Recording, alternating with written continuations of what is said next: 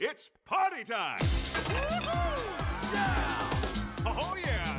Viva Pinata! Viva, viva, pinata, yada, yada! There's a place where everything's sweeter. Step on the candiosity meter. Meet all the candy-filled creatures. Party animal! All pinatas love to dance. Feel the music start to prance. Boogie like they're dancing our pants. Welcome to picturesque Pinata Island.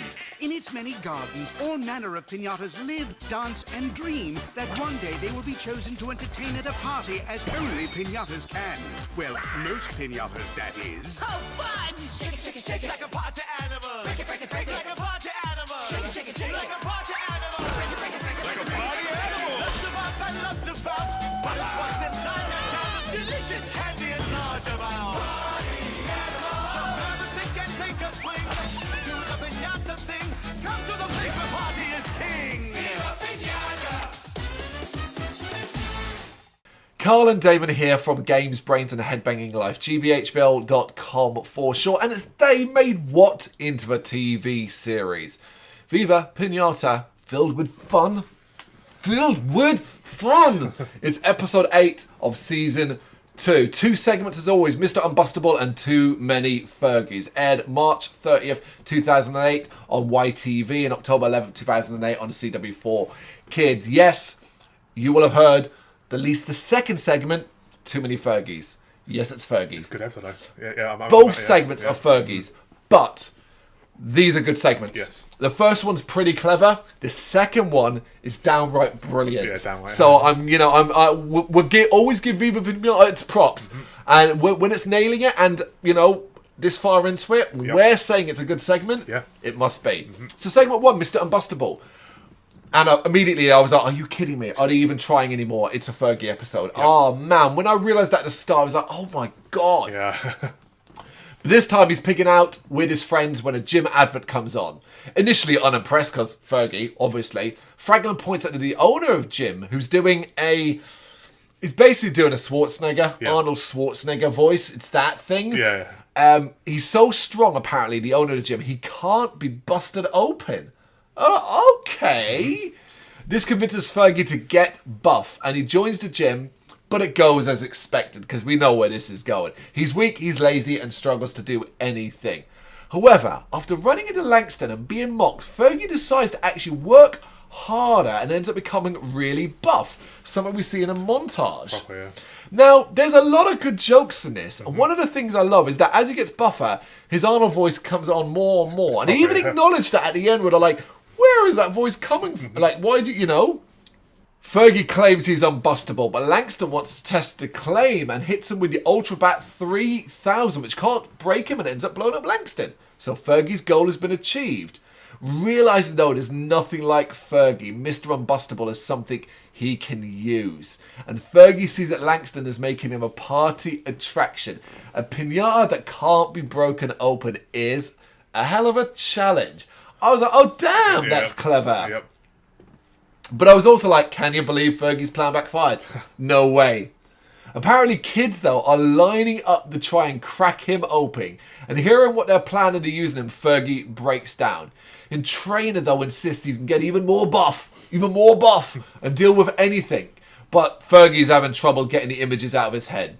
It's the day of Fergie being sent to his first party, and everyone is unsure of if he will actually turn up. He does, though, but he's even bigger, a hulking beast of a pinata, and now has a temper to boot. I thought that was an interesting touch. Yep. However, when scanned, it turns out he has very little candy in him, and Langston realises he can't send him off before mocking Fergie. And I was like, oh, that's a good touch, because the whole point of a pinata is you're filled with candy. If you're not filled with candy, it's pointless. Yeah. Fergie snaps, though, and starts destroying the machine. Langston tries to apologise, but is crushed as the others try to work out how to calm him down. Hudson comes up with the idea of using the language of love and brings in his couch, which is Fergie's couch that he loves to relax on. It's so stupid, randomly stupid. But it works, because it is Fergie. I know the character. He likes to laze about. It is that. Yep. Seeing it, Fergie sits down and immediately falls asleep, waking up 60 seconds later. They actually acknowledge it, 60 seconds later, being completely back to normal. And he crushed his trainer, who is now really small after being sat on as well. Fergie declares that working out is unhealthy and he's going back to avoiding parties in the normal way. And we see he's already disappeared, and later we see he's hiding in the couch. It's silly as fuck. Yeah. But it's fun, it flows nicely, it's entertaining, and it's got some good humour. Yeah, definitely. Yeah. That's all I can ask. Which brings us to segment 2, Too Many Fergys. And I was again like, oh my god, another Fergie segment. Are you kidding me? How many more in a row? But this time we see Les driving a truck, hitting a bump, and an odd doorway falls out and Les doesn't notice. Do more of this. Les is our inventor. Les is our magician, all these things. Have him inventing random stuff that ends up falling in the hands of the other pinatas. We've had it with the jetpack. Let's have it with this weird doorway. The gang are walking down the road nearby, and Fergie's being teased about his fear of parties and how fast he moves when it's time to get away. Going in his house, Fergie fails to notice the active door nearby, which has clocks running backwards on it. We know what that is. It's going to be time travel. Yeah. But the next day, he wakes up and finds himself at the door. Seeing the newspaper, he realises it's the day before and figures he walked through the weird door. And I wish they'd kind of shown us that. Yeah. Because it was a little hard to keep up. Now, don't get me wrong, this whole episode segment is very confusing. Yeah. But I think they kind of acknowledged that with the whole thing. Don't think too much about time travel. Because if you think too much about time travel, it all just falls apart. Yeah. The future version of him says it's a time machine and discuss it while having fun. I've just answered and remembered myself. The reason why we don't see him walk through the door is because he hasn't done it yet. He will do it in the future, and then his future. That's how it is. Yeah. It goes back one day, back one day, yeah. not goes forward. Yeah. Okay, but yeah. Before they can go any further, Langston arrives and both Fergies run off, using the fact that he doesn't know there is two of them to trick him into falling off a cliff. There's a dance marathon at the beach, and all the pinatas are having fun. Fergie is dancing up a storm, and as night falls, everyone is getting tired except Fergie. But this is because him and his other version basically keep tagging in and out, resulting in them winning. So, classic Fergie cheating. Yeah. They go to sleep, and the next morning, the current Fergie demands that the other Fergie has to go back through the door. He has to go back in time, otherwise events won't play out. And I was about like, I don't get it, but I don't think it matters. No, yeah. The that Fergie refuses to go through though, not wanting to go back to the day before, and pushes the current one through the door. Waking up in bed, a Fergie opens his door to find two Fergies on his doorstep.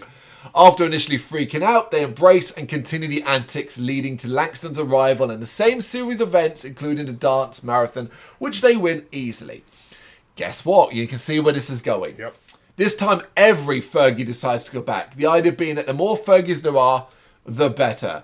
Over and over again, more and more Fergies are at the door until it starts to get too much. So that's your montage, you know, too many Fergies. The original Fergie, I think, I'm not even sure at this stage, is getting bummed out and decides he has to put a stop to it. He goes back in time and tries to destroy the machine before anyone can follow. And seemingly having achieved this, though, we actually see Les just turned it off. Yep. In the future, all the added Fergies disappear, and we see Les driving off in flames. Lastly, Fergie answers the door, screams, but it's just his friends coming to apologise for teasing him. It's fun. It is a fun segment. Yeah, definitely. The actual Fergie doing over the... And I almost feel like there's a metaphor and a message where it's like, we know you're sick of Fergie. Yeah. And we're going to go over the top with And it give you here. loads, give you loads. And then we're going to give you a break maybe afterwards. I'm totally overthinking that probably. Yep. But I liked it. I like how confusing it gets. I like how manic it gets. I like the fact that the Fergies become evil to Fergies. Yes. And that's kind of him all over.